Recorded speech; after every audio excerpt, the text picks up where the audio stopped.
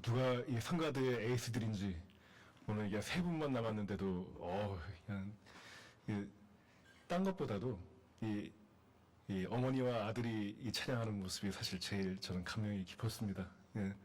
의도하진 않으셨는지 모르겠지만 저도 저렇게 좀 어머니와 함께 찬양할 기회가 있었으면 참 좋았겠다. 뭐 지금은 좀 못하세요. 이제 치매도 있고 그러셔가지고 못하시는데 이렇게 할 수 있으실 때 이게 기회를 잡아서 자꾸 찬양하시고 하셨으면 좋겠습니다.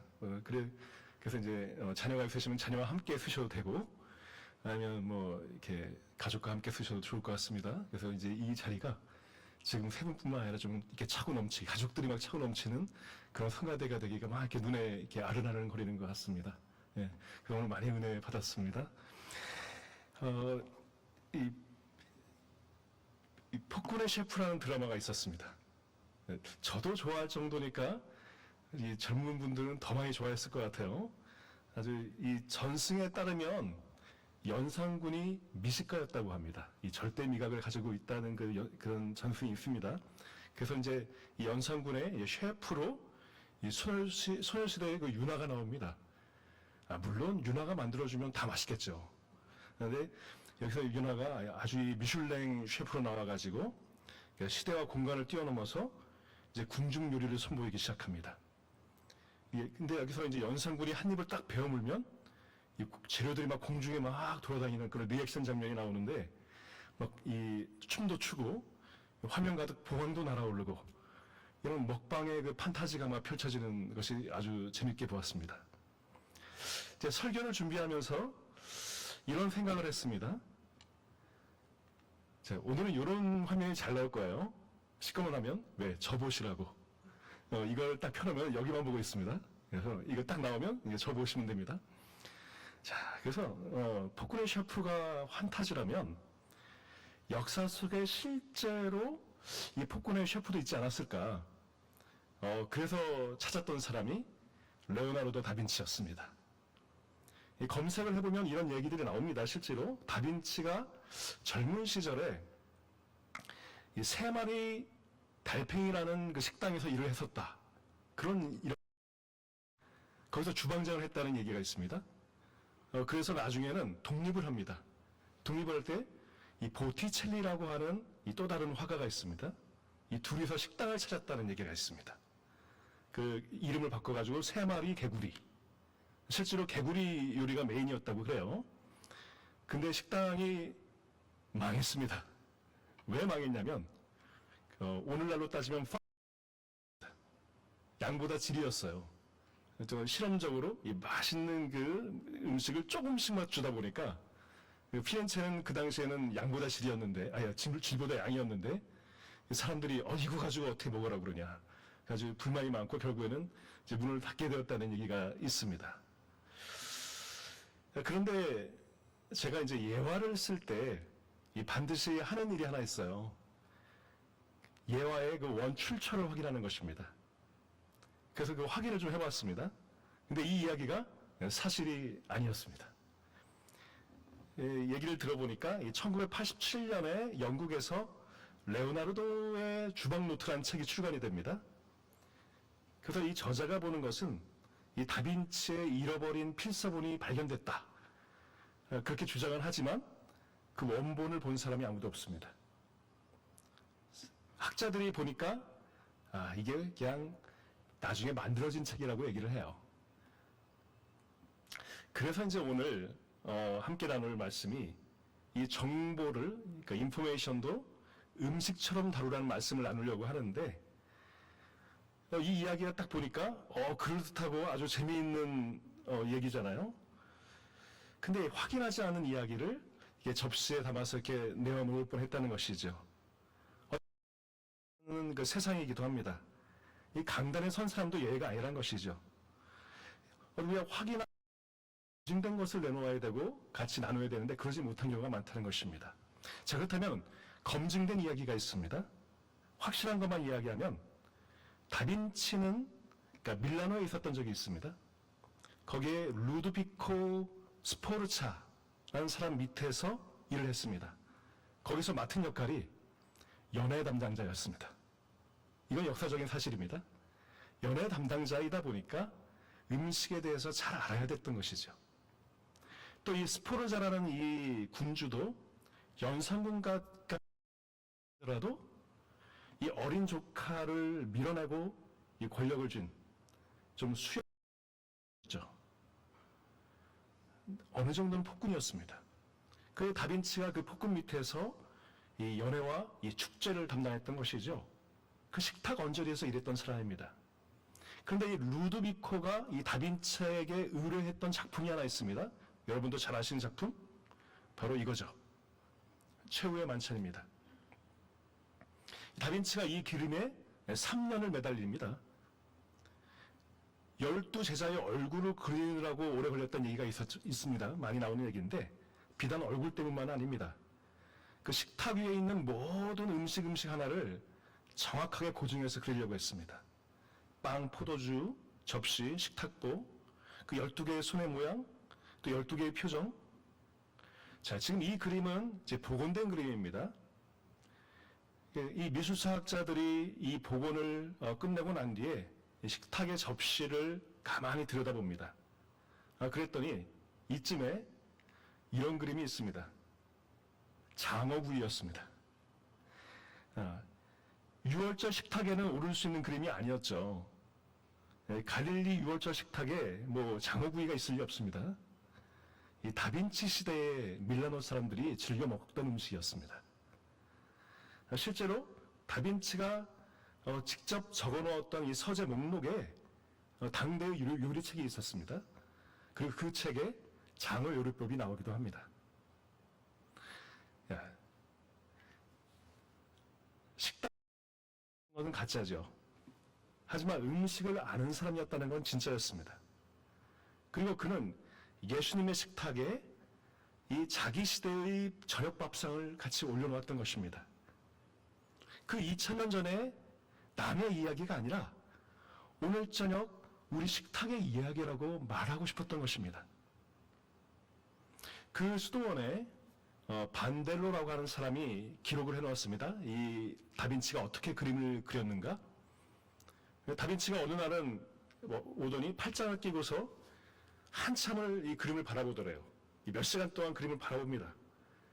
그리고 붓을 딱 들더니 딱 한 터치만 딱 해놓고 다시 돌아간답니다. 한 번의 붓질을 위해서 몇 시간을 바라봤다는 것이죠. 그것이 바로 오늘 바로 이 그림이었던 것입니다. 이 최후의 망차는 그 성전 같은 곳이 아닙니다. 수도원의 식당에 그려졌습니다. 수도사들이 밥을 먹다가 이 고개를 들면은 예수님의 식탁이 보이는 그런 자리였었죠. 일상의 식탁 위에 계시의 식탁이 겹쳐 있는 자리입니다. 그것이 오늘 우리가 함께 나눌 말씀이기도 한 것이죠. 이 6주간 동안 이렇게 지혜의 피라미드라는 이 시리즈를 했고 오늘은 이제 마지막으로 마치려고 합니다. 우리가 성경을 맨 아래 기초로 놓았었죠. 가장 많이 먹어야 될 음식이기도 합니다. 그 위에 교회가 있습니다. 신앙 공동체가 있고 성경을 해석하는 공동체입니다. 자, 그 위에 자연이 있고 또 아름다움 책이 있고 아름다움이 있고 맨 끝에 뭐가 있다? 소셜 미디어가 있는 것입니다. 가장 작은 자리에 있다는 것입니다. 가장 중요하다는 것이 아니에요. 그 영양의 피라미드도 같은 모양이라고 했죠. 가장 많이 먹어야 되는 것이 바닥에 있고 건강식품들, 가장 적게 먹어야 되는 것들이 맨 위에 있었죠. 라면들, 인스턴트 음식들. 자, 그런데 문제가 있었다 그랬습니다. 우리 대부분은 이 피라미드를 거꾸로 놓고 산다고 했습니다. 소셜미디어가 우리 삶의 기초가 되어 있다는 것이죠. 성경은 맨 꼭대기에 아주 조금 얹어 있습니다. 그 라면으로 하루 3끼 먹고 있는 것이죠. 자, 솔직하게 한번 여쭤보겠습니다. 오늘 아침에 눈을 떠서 가장 먼저 본 것이 무엇인가? 어제 잠들기 전에 마지막으로 본 것이 무엇인가? 그 답이 여러분의 피라미드가 무엇이 가장 밑바닥에 있는지를 알려줍니다. 자, 오늘 본문을 함께 보겠습니다. 같이 읽어볼까요? 시작. 그러므로 누구든지 나의 이 말을 듣고 행하는 자는 그 집을 반석 위에 지은 지혜로운 사람 같으리니 나의 이 말을 듣고 행하지 아니하는 자는 그 집을 모래 위에 지은 어리석은 사람 같은 일이니. 여기에 두 사람이 나옵니다. 두 사람 다 들었습니다. 24절에도 나의 이 말을 듣고, 26절에도 나의 이 말을 듣고라고 나옵니다. 두 사람 다 집을 지었는데 사람은 놓은 것이 아니란 거죠. 둘 다 땀을 흘리고 둘 다 완공을 했습니다. 자, 그런데 두 집에 똑같은 비가 내립니다. 그래서 이렇게 나오죠. 25절과 27절도 함께 읽어볼게요. 시작. 비가 내리고 창수가 나고 바람이 불어 그 집에 부딪힘에 무너지지 아니하리니. 비가 나고 바람이 불어 그 집에 부딪힘에 무너져 그 무너짐이 심하니라. 같은 문장이 반복되었죠. 예수님이 일부러 그렇게 말씀하신 것입니다. 비교의 대상이 집이 아니라 무엇이다? 기초라는 것입니다. 얼마나 잘 지어져 있느냐가 아니라 무엇 위에 지어져 있느냐를 지금 강조하고 계신 것이죠. 자, 그렇다면 우리가 좀 오해를 좀 약간 이렇게 지울 필요가 있습니다. 듣고 행한다라는 뜻이 듣고 나서 행동했다 이런 뜻이 아니란 것이죠. 듣는 대로 행한다는 뜻입니다. 예수님의 말씀을 기초로 삼아서 그 위에 삶을 올려냈다. 우리가 바로 세운 피라미드를 얘기하는 것이죠. 듣고 행하지 아니한다는 무엇입니까? 아무것도 안 한다는 뜻이 아닙니다. 듣는 대로 행하지 않았다는 뜻입니다. 그 사람도 집을 지었습니다. 다만 말씀에 기초 없이 지었다는 것이죠. 거꾸로 선 피라미드가 되었다는 것입니다. 자, 이것이 사실 좀 무서운 경고기도 합니다. 이런 말씀이 있어요. 바로 이 말씀 전에 나오는 말씀인데 그거를 한번 읽어보겠습니다. 시작. 나더러 주여 주여 하는 자마다 다 천국에 들어갈 것이 아니요 그날에 많은 사람이 나더러 이르되 주여 주여 우리가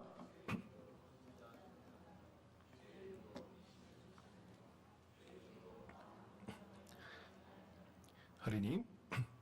지금 이들은 무신론자가 아닙니다. 예수님을 주여라고 두 번씩 부르는 사람들입니다. 예언을 했고 귀신을 쫓아냈고 권능을 행하기도 합니다. 어쩌면 이력서만 보면은 우리 중 누구보다 나을 수 있는 사람들입니다. 그런데 그들이 모래 위에 있었다고 이야기하는 것입니다.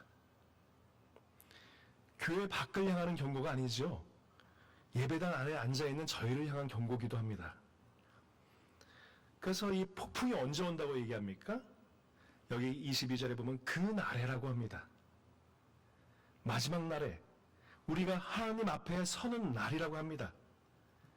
그 날에 드러나는 것, 집의 높이를 보지 않는다고 얘기합니다. 그 아래에 무엇이 있는가를 이야기하고 있는 것입니다. 그날이 오기 전에 우리에게 작은 비들을 내리실 것입니다.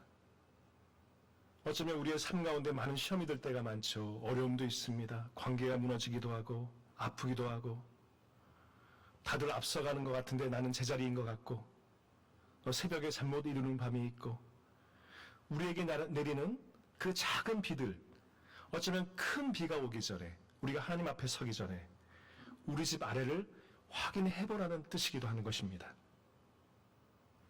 지금 예수님께서 더 열심히 하라라고 하시는 것이 아닙니다. 예수님은 이 말씀을 하기 전에 산상수훈을 하십니다. 마태복음 7장이 있기 전에 5장부터 산상수훈을 우리에게 전해주십니다. 팔복으로 시작을 했습니다. 우리에게 복을 주시는 것입니다. 순종은 구원을 사는 값이 아니란 것이죠. 우리가 이미 놓인 기초 위에 집이 서 있다는 증거가 되는 것입니다. 그러니까 열매가 나무를 살리는 것이 아닙니다. 살아있는 나무에서 열매가 나온다는 것입니다. 한 가지 더 보여드리겠습니다.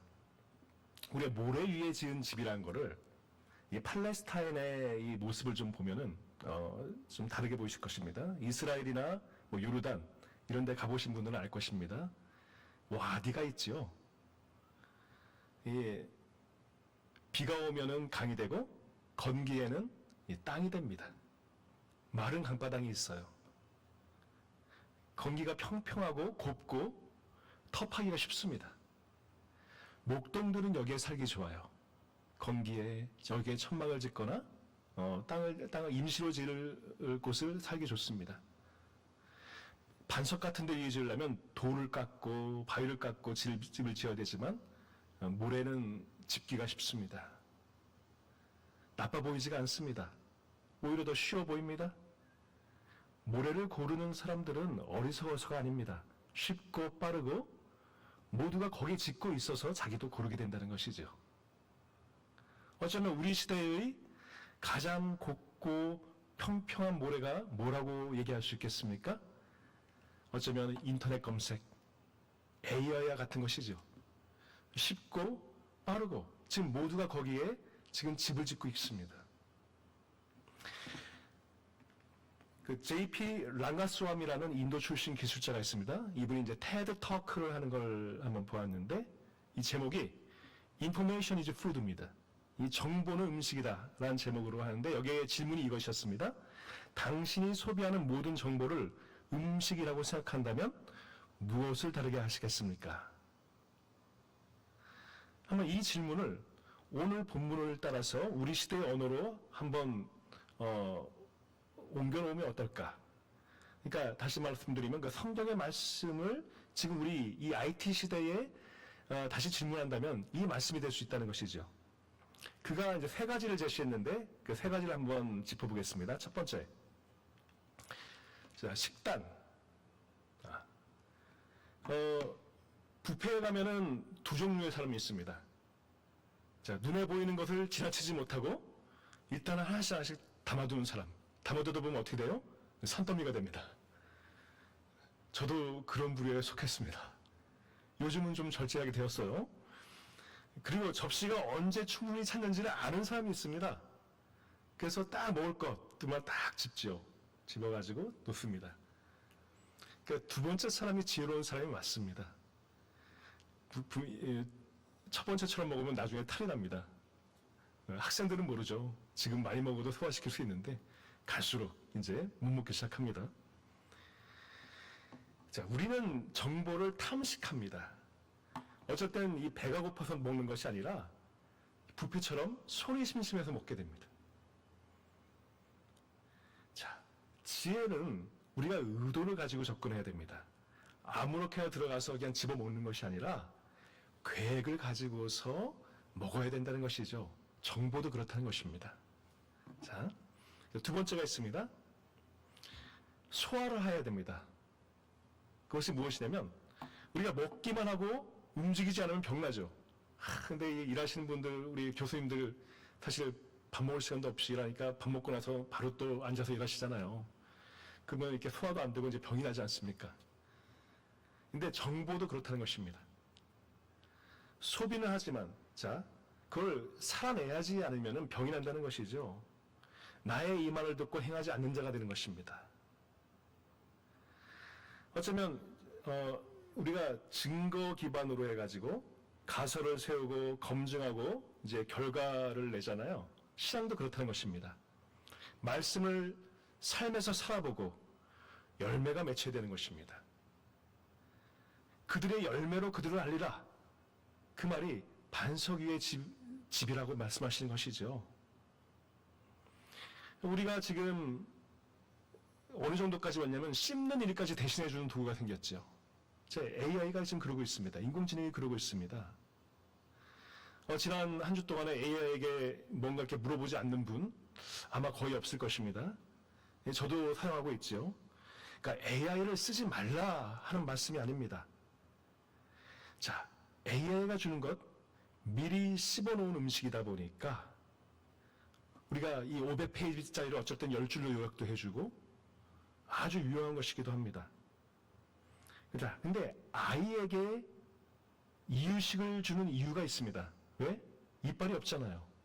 아직 씹을 수가 없기 때문입니다. 이가 나면 이유식을 끊어야 되죠. 씹는 것이 곧 성장하는 것이기 때문입니다. 우리가 우리 소화시키는 것을 남이 해줄 수가 없습니다. 남이 대신 소화시키는 음식으로 내 근육이 붙지 않는다는 것입니다. 광야에서 하나님이 만나를 주실 때도 각 사람의 천막 앞으로 배달해 주시지 않으셨습니다. 매일 아침 나가서 각자 자기 손으로 거두어 드립니다. 거두는 수고가 곧 하나님과 나의 관계이기 때문입니다. 그래서 우리가 무엇을 위임할 것인가, 무엇을 절대 위임하지 않을 것인가를 물을 수 있어야 된다는 것이죠. 우리가 만약 이제 예를 들자면 어떤 숙제의, 과제의 어떤 형식을 다듬는다, 이런 건 위임할 수 있겠죠. 그러나 내가 무엇을 믿고 있는지, 무엇을 생각하는지 이걸 위임할 수 없다는 것입니다. 자료를 찾아주는 것은 위임할 수 있습니다. 그러나 우리가 하나님 앞에 혼자 앉아있는 시간을 위임할 수는 없습니다. 우리가 말씀 앞에서 무너지는 것은 그 무엇도 대신해 줄 수가 없다는 것입니다. 자, 세 번째는 라벨을 하는 것입니다. 자, 음식에 보면 이 라벨지가 붙어 있습니다. 어떤 영양 성분표가 있고 유통기한, 또 이 원산지가 이렇게 있지요. 그것을 보고서 어쩔 때는 이걸 먹어야 되나 말아야 되나를 결정할 수 있다는 것입니다. 우리가 정보에도 라벨을 붙여보는 것입니다. 출처를 확인해 보는 것입니다. 여러분들이 한 번쯤은 들어봤을 법한 예화를 한번 들어볼게요. 왜? 너무도 유명한 예화이기 때문입니다. 자, 어떤 한 의사가 이제 임신한 여성과 이제 상담을 하고 있습니다. 그래서 이렇게 얘기합니다. 당신의 남편은 매독 환자이고, 당신은 지금 결핵 환자입니다. 지금 이미 낳았던 네 자녀 중 첫째는 시각장애인이고, 둘째는 벌써 사망했고, 셋째는 지금 청각장애인이 되었습니다. 그리고 넷째가 결핵입니다. 지금 임신한 다섯째, 나으시겠습니까? 낙태하시겠습니까? 여성이 그 말 듣자 낙태하겠다고 이야기합니다. 그때 의사가 말합니다. 축하합니다. 당신은 방금 베토벤을 죽였습니다. 자, 베토벤이 그런 가정에서 자랐구나 라는 예화죠. 이 굉장히 유명한 예화입니다. 수십 년 동안 이 강단에서 많이 사용했던 예화기도 하고, 이 소셜 미디어에도 많이 있고, 소책자 같은 데서도 많이 돌았던 예화입니다. 우리나라뿐만 아니라 미국에서도 그랬어요.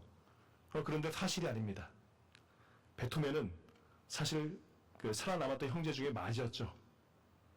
그리고 이야기 속에 그 내용들은 애초에 존재하지도 않았습니다. 그 어머니가 결핵으로 아팠던 건 사실입니다. 근데 세상을 떠난 건 베토벤이 16살 때였습니다. 이 이야기 전체가 만들어진 이야기죠. 이 이야기를 베토벤 궤변이라고 부릅니다. 널리 알려진 계기가 리차드 도킨스 때문입니다. 그게 만들어진 시이라는 책에서 교회가 얼마나 손쉽게 거짓 정보를 퍼뜨리고 있는지를 비판하는 내용이었던 것이죠. 그 비판을 읽고서 저도 부끄러웠습니다. 그래서 그때부터 어떤 예화를 사용할 때 그 원출처를 정확하게 확인하기 시작했어요.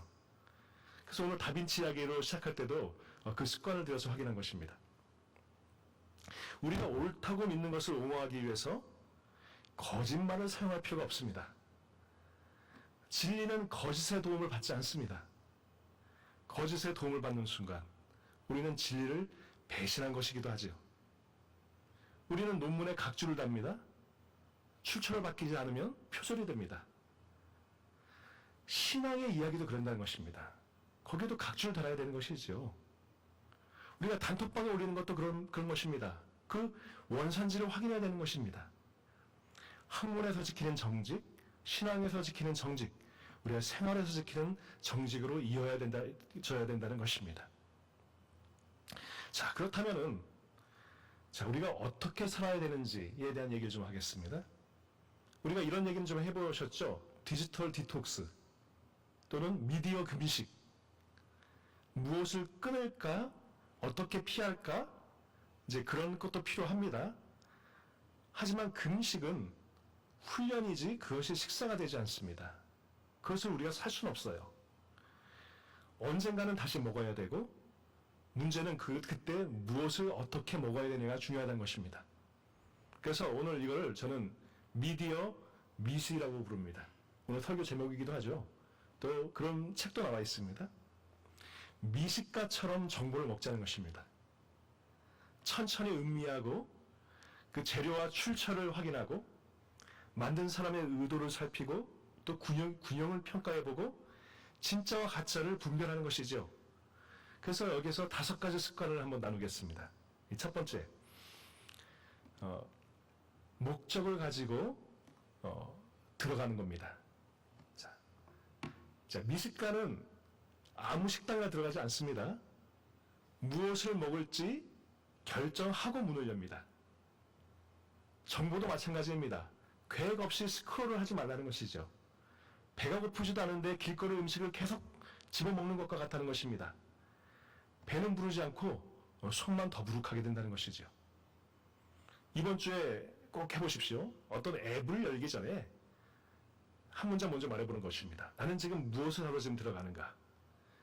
자, 여기에 대한 답이 없으면 들어가지 마십시오. 그렇게 생긴 빈 시간에 그냥 벽을 바라보는 시간을 남겨두시기 바랍니다. 엘리베이터를 기다리는 40초, 핸드폰을 꺼내지 마시고, 버스 기다리는 시간, 또 버스 안에 있는 시간 20분, 집어넣으시고, 그 틈을 채우지 마시기 바랍니다. 다빈치가 팔짱을 끼고 그림을 바라보던 그 시간을 가지시기 바랍니다. 바라보는 시간이 없으면 그 한 번의 붓질도 없다는 것입니다. 우리의 영혼도 바라보는 시간이 필요합니다. 쉬는 시간이 필요합니다. 두 번째로, 양보다 질입니다. 자, 미식가는 뷔페에서 접시를 막 산더미처럼 쌓아두지 않습니다. 적게 먹어도 최고의 재료로 만든 것을 고를 줄 압니다. 정보도 그렇게 고르시란 겁니다. 내 삶에 크게 기여하는 그 소수의 것에 시간을 쓰고 나머지는 포기해버리는 것입니다. 그래서 이 한 가지씩 한번 권해봅니다. 한 달에 어떤 나에게 유용한 팟캐스트 하나, 책 한 권, 어떤 잘 만들어진 영상 하나, 대신 검증된 것으로 또는 신뢰할 만한 사람과 어떤 추천, 이런 것들을 거친 것, 이런 것들을 선정해 보는 것입니다.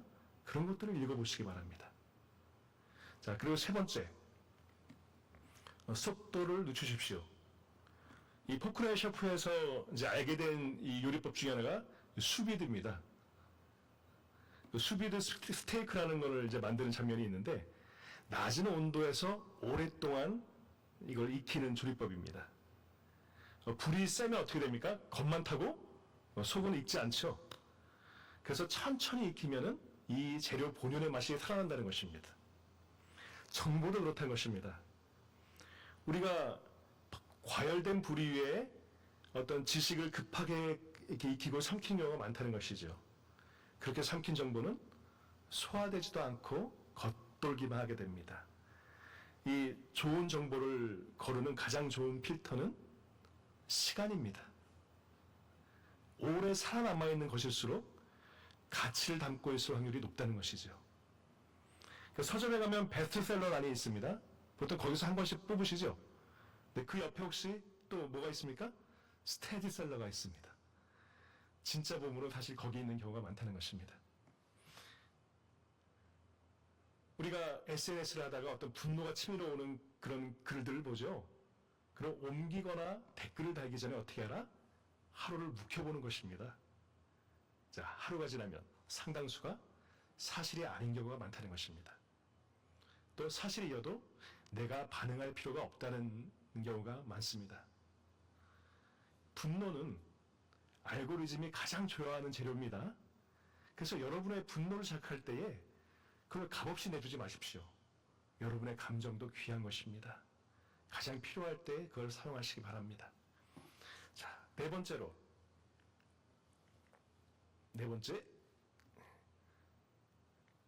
속도를 늦추라고 하니까 여기서 늦어지게 됩니다. 네. 네 번째를 천천히 넘겨주시기 바랍니다. 한 장만.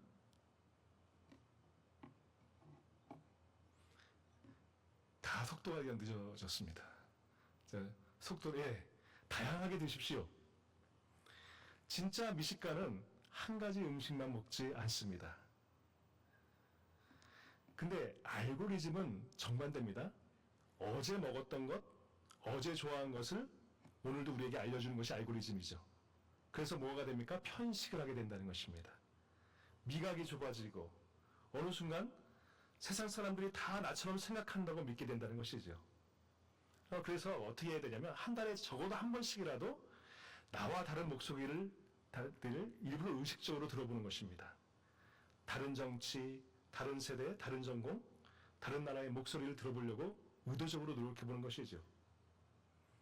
이것이 왜 신앙의 문제인지 말씀드리겠습니다. 아까 우리가 그냥 생각해 보십시오. 최후의 만찬에서 누가 앉아 있었습니까? 12제자가 다 앉아 있었습니다. 가룟 유다도 있었습니다. 예수님은 지금 자기를 팔 사람하고 같이 식사를 하고 있습니다. 발도 씻겨셨습니다. 그리고 그 식탁에서 뭐라고 말씀하십니까?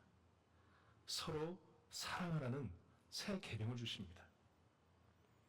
지금 여러분의 디지털 식탁에도 가룟 유다가 앉아 있을 수 있다는 것입니다. 우리는 대개 그걸 차단하지요. 싸우거나 둘 중 하나입니다. 근데 예수님은 세 번째 것을 하셨습니다. 같이 밥을 드시고 그들의 발을 씻기십니다. 동의하라는 뜻이 아닙니다. 그러나 우리의 디지털 상에서 만나는 이웃을 사랑하는 첫 번째 방법이 있다는 것이죠. 뭐라? 그들의 이야기를 들어보는 것입니다. 다양하게 들어보시기 바랍니다. 자, 다섯 번째로 좋은 것을 나누십시오. 미식가는 맛집을 숨기지 않습니다. 사람들에게 알려줍니다. 가장 유명한 미식 안내서가 있는데 뭐라고 합니까? 무슨 가이드? 예, 미슐랭 가이드라고 있죠. 원래 미슐랭을 영어로 하면 뮤셸린입니다. 미국에 있을 때 타이어는 항상 미슐린 타이어를 썼습니다. 타이어 회사였습니다. 근데 이 타이어 회사를 운영하는 이 형제가 1900년대에 사람들에게 안내 책자를 나눠주기 시작합니다. 타이어를 가는 동안 이렇게 보면서 쓰라고. 좀 길 위에 있는 사람들에게 유익한 정보를 좀 줘야 되겠다 해가지고 그 안내 책자에 여러 가지 내용을 넣죠. 어디 가면 좋을지, 어느 식당에 가면 좋을지를 넣게 됩니다. 그렇게 유익한 정보를 나누다 보니까 그것이 미슐랭 가이드까지 된 것입니다.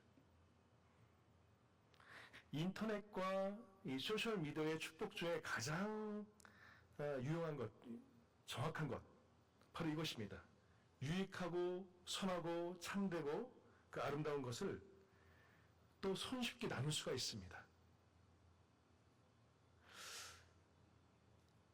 제가 미국에 처음 살 때 미네소타라는 곳에 있었습니다. 미네아폴리스 세인트폴이 트윈시대에 살았는데 거기에서 어떤 유명한 목사님이 거기 계셨어요. 아니 이분이 여기 계셨나? 하고 좀 깜짝 놀랐습니다. 아시는 분도 있을 텐데 존 파이퍼 목사님이었어요. 그분이 하시는 교회 베들레헴 철치가 그 미네아폴리스에 있었습니다. 그러다 보니까 자주 갈 수 있었죠. 그 당시에는 좀 이렇게 그 도시에 살아야지만 좀 가까이서 들을 수 있고 그 목회하는 걸 내용을 좀 알 수 있었는데 그분이 이제 제가 다니는 그 시기에 은퇴를 하셨습니다. 자, 그런데 그때 들지 못했던 설교를 지금은 다 들을 수 있게 되었죠. 그분의 홈페이지에 가면은 그동안 했던 모든 설교가 다 있습니다. 어디서나 누구든지 다 들을 수 있도록 해놨습니다. 그리고 이 복음과 도시라는 사이트가 있습니다. 거기에 가면은 어떤 존 파이퍼, 어떤 팀 켈러, 이 돈 칼슨 이런 분들의 강연과 그 설교가 세계 각지의 말로 번역이 돼서 지금 올라와 있습니다. 다 들을 수가 있습니다. 좋은 것이 이제는 국경과 시간을 넘어가게 되었다는 것이죠. 오늘 저녁 우리가 딱 한번 해봐야 될 것이 있습니다. 우리가 매일 들여다보는 그 단톡방, 그 피드에서 한번 좋은 것을 퍼뜨려 보십시오. 누군가를 좀 실명으로 칭찬해 보는 것입니다. 분노보다 찬양할 줄 알고 비판보다 격려를 할 줄만 하면 더 그걸 퍼뜨리려고 노력을 한다면 어느 순간에 우리가 그 미디어 공간들을 정화하는 사람이 되어 있을 것입니다. 말씀을 이제 마치려고 합니다. 다빈치의 초의 만찬이 그려진 곳입니다. 캔버스에 그린 그림도 성전에 그린 그림이 아니죠. 벽화이고 그리고 수도원 이 식당에 그려진 그림입니다. 그리고 이 그림의 이름을 우리가 보통 최후의 만찬이라고 부르죠. 근데 다빈치는 거기다가 일 체나콜로라고 지었습니다. 체나콜로는 이 저녁 식사를 하는 곳이라는 뜻입니다. 저녁 식사를 하는 방, 곧 식당을 의미하죠. 이 단어에 내력이 있습니다. 물론 라틴어 성경에서 예수님과 마지막 만찬을 하던 그곳, 그 다락방을 체나쿨룸이라고 불렀기 때문이기도 합니다. 수도사들이 매일 밥을 먹으러 이곳에 들어오게 됩니다. 그리고 이 체나콜로에서 고개를 들면 예수님의 식탁에 보이는 그 2000년 전의 체나콜로를 또 보게 되는 것이죠. 말씀과 음식이 만나는 곳입니다. 일상과 계시가 만나는 곳입니다. 우리의 디지털 식탁도 이런 자리라는 것입니다. 일상이면서 영적인 전쟁터이기도 한 것입니다. 그래서 어쩔 땐 우리가 다 끄고 다 지우고 아날로그의 산속으로 이 도망치고 싶은 유혹이 있을지라도 그걸 참아내고 우리가 싸워야 되는 공간이기도 한다는 것입니다. 그래서 이 이름을 다시 한번 보십시오. 체나콜로. 최후란 말이 없습니다. 예수님께서는 그 식탁에서 이렇게 말씀하십니다. 내 아버지의 나라에서 새 것으로 너희와 함께 마시는 날까지 라고 말씀하십니다. 이 만찬이 마지막 만찬이 아니란 것이죠. 새 것으로 먹는 날까지 다시 올 잔치가 있다는 것입니다. 천국의 잔치가 있다는 것입니다. 그 잔치를 아는 사람들이 도망칠 이유가 없다는 것입니다. 저를 보세요. 교회는 도망치지 않았습니다. 초대교회에서 이 교회가 급속도로 전파가 된 이유가 있습니다. 수차례의 전염병이 팬데믹이 일어나가지고 도시를 휩쓸고 다닐 때 모든 사람이 떠났습니다. 근데 그리스도인들은 그 자리에 남아서 아픈 사람들 곁을 지켜주었습니다. 자기의 건강을 걸고 아픈 사람들을 치료해 줍니다. 왜 그렇습니까? 우리에게는 다가올 또 다른 만찬이 있기 때문입니다. 우리의 병원도 그랬습니다. 모레이가 그랬고 메슨이 그랬고 로즈 박사가 그랬습니다. 경찰에 나가서 그 한센병 환자들의 손을 붙잡아 줍니다. 다른 사람들은 혹시 옮을까봐 걱정할 때에 그들은 그것을 걱정하지 않습니다. 오죽하면 이 한센병 환자들이 걱정을 해가지고 그들이 장갑을 낍니다. 메스는 결핵 환자들을 돌봤습니다. 그가 결핵에 걸릴 때까지 돌봤습니다. 결핵을 치료하기 위해서 미국으로 돌아갔는데 피하지 않습니다. 치료하는 동안 메어 클리닉에서 내과 전문의 과정을 받습니다. 그리고 다시 돌아옵니다. 더 좋은 의사가 되어가지고 이 원주 연세의료원으로 돌아와서 사람들을 치료하는 의사가 됩니다. 로즈 박사도 이곳에서 안과를 개척합니다. 장비가 없어가지고 이발소 의자를 갖다가 앉히죠. 시설을 탓하지 않습니다. 환경을 탓하지 않습니다. 자기를 탓합니다. 내가 더 좋은 의사가 돼야 되겠다. 그래서 미국으로 돌아가서 안과 전문의 과정을 밟고 다시 이곳으로 돌아옵니다. 그래서 이곳 원주 세브란스의 안과를 개척하는 의사가 되었던 것입니다. 우리도 마찬가지입니다. 한센병 환자를 만지고 결핵과 싸웠고 코로나와 싸웠던 병원입니다. 그리고 지금 여기에서 우리는 일을 하고 있고 또한 훈련을 받고 있는 학생으로 앉아 있는 것입니다. 자, 그리고 이어서 우리 시대에 가장 병든 공간이 있다면 어디겠습니까? 바로 이 인터넷상 화면 속일 것입니다. 그 속에서도 우리 빛의 사람들은 떠나지 말고 머물 수 있어야 된다는 것입니다. 버리지 말고 되찾아와야 된다는 것입니다. 그리고 우리가 중요하게 잊지 말아야 될 것은 머물 수 있는 힘은 우리에게서 나오는 것이 아닙니다. 까지 습관이 우리를 구원하지 못합니다. 습관은 기초가 되지 않습니다. 그 습관들은 기초 위에 올리는 벽돌들이 뿐입니다. 기초는 단 한 분이십니다. 그 식탁에서 예수님께서 하는 일이 있었습니다. 그분 스스로가 좋은 정보만을 나눠주고 가신 것이 아닙니다. 자기 자신이 음식이 되었던 분입니다.